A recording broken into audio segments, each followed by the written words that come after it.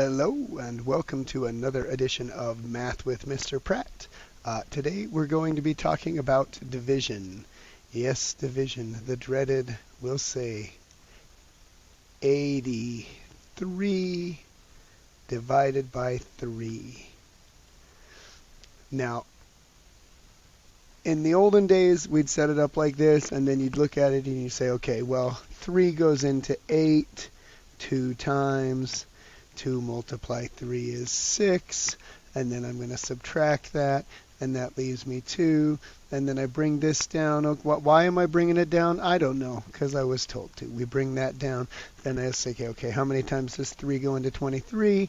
And that's 7 times. 7 times 3 is 21, and then I subtract that, and that is a 2.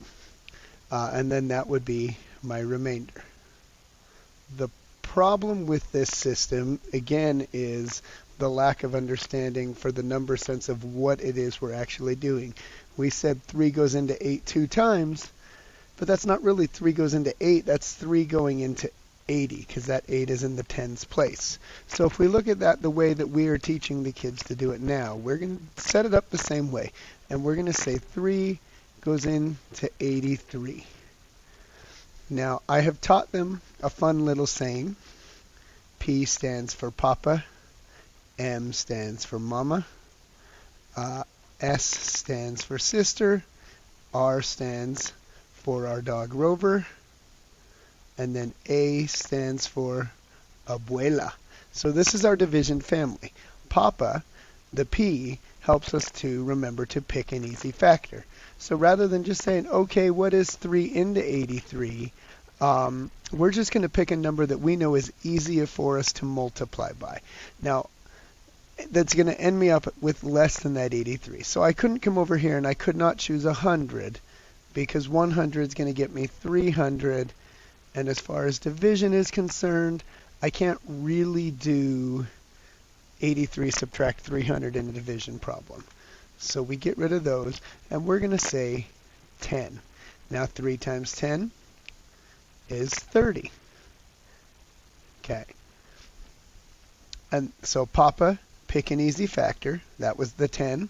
Mama tells me to multiply. That's when I do the 3 multiply 10. So similar to what we did over here, 2 multiply 3 is 6, except I'm just doing it as 10 multiply 3. Now I could have, if I back up just a little bit, let's see here. And we're just going to delete that, and delete that, and delete that. I could say, so it lines up evenly here, that my easy factor is 20. Now suddenly my 3 goes into 2. There's that 2. But remember, it was 3 into 80, not 3 into 8. And this 2 is not 2, but it's 20. So again, it's just building that common number sense. 3 multiply 2 is 6. Mr. 10 throws his ring. So 3 multiply 20 is 60. Now suddenly, there's my 6. That's not actually 6, it's 60, but we don't show that over here. So again, we're just building that number sense. Sister tells me to subtract. 3 subtract 0 is 3. 8 subtract 6 is 2. And suddenly, I've got the same 23 that I had over there. We're just building that number sense of 20. Now, if I would have continued with 3 into 83, the beauty of this is I can say, okay, 10. Now, 3 times 10, because that's an easy factor for me, is 30. And then I subtract, and now I have 53. And then I'm going to do that again, and I'm going to say, okay, pick an easy factor. I'm just going to do 10 again. Subtract is 30. And then that takes me down to my 23 that I had on the other. And if you notice, I still have my 10, 20. So this also gives them some more versatility as far as like what's easier for me. Can I do 3 times 20? If I'm not sure, I can just do 3 times 10 and then 3 times 10 again. Now when I do this, I've got 23 now. Now if I'm not really sure, say, because like I know it's going to be 7 times. But if I'm not really sure, I can say, okay, well, 5 is an easy factor because I can multiply by my 5s. 3 multiply 5 is 15. Subtract that. Now I'm going to, let's see, this, so that becomes a 10 because I'm going to regroup that 10 to there. That gives me 8. So now I have 8. Now I know my skip counting. I can go 3, 6. I can fit 2 more 3s into that. 3 multiplied 2 is 6. Subtract, and that gives me my 2. Now if you notice, I come down here, I've got my 2 and my 2. So then I can come over here, if I'm showing you on this one, rather than going 5 and then 2, if I know, well, 3 times 7 is 21, so I can put that 21 there instead to save me a little bit of time. And that's still 23 subtract 21 is 2. My final step, so Papa, Mama, Sister, Rover. Rover tells me to repeat. I don't think I ever said that. So I pick an easy factor, I multiply, I subtract. Rover tells me to repeat again. So I pick an easy factor, I multiply, I subtract. I do that, I repeat until I'm at or near 0. Now I have 2. I don't have any more 3s in 2. So Abuela, our A there, tells me that now I want to add this. 20 add 5 is 25. 25 add 2 is 27. Notice 27. So I still get to that same 27.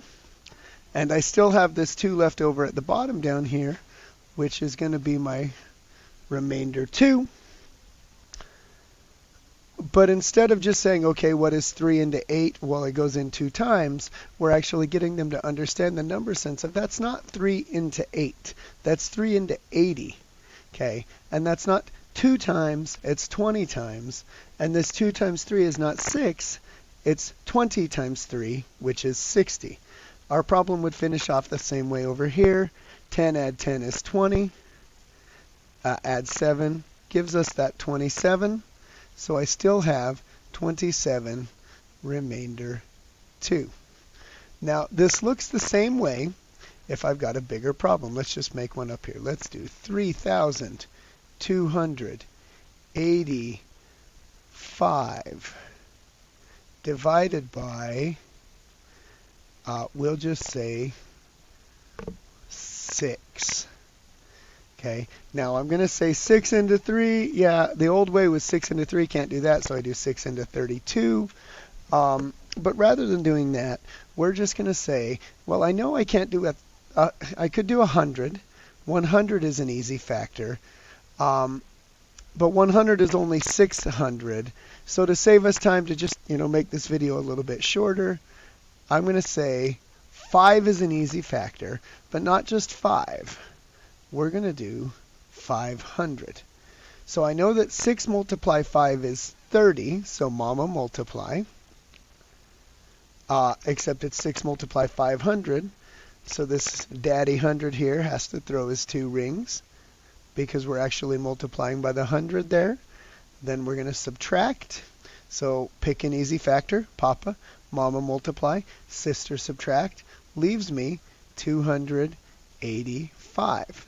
Now I know there's still 6's there, and I know I'm not going to be able to do 50 because 50 would be 300. So I'm going to say 40. 6 times 4 is 24. Mr. 10 throws his ring. So Papa pick an easy factor, Mama multiply, Sister subtract. You got a 5 there and a 4 there. Now I've got 45. I do know that, let's see, 6 and 8 go on a date. They come back as 48. That's too much. So I'm going to choose 7 here because I know that 6 multiply 7 is 42.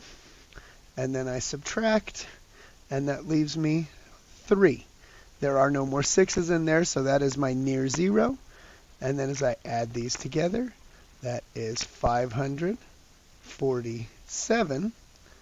So here would have been our 6 goes into 32 5 times. 6 times 5 is 30. Okay, then we subtract that and bring down the 85. So I still have the 285. Then I'd say 5 goes into, or whatever, 6 goes into 285 4 times. And I do the 4 subtract 6 is 24. And then I bring down the 5. And then I'm going to do 6 into 45 would be 7 times. 7 times 6 is 42. Subtract that. That leaves me the remainder of 3. So if I can pick my factors right, my math problem ends up looking exactly like it would in the other way, but it's really building that foundational number sense that they need to be successful down the road.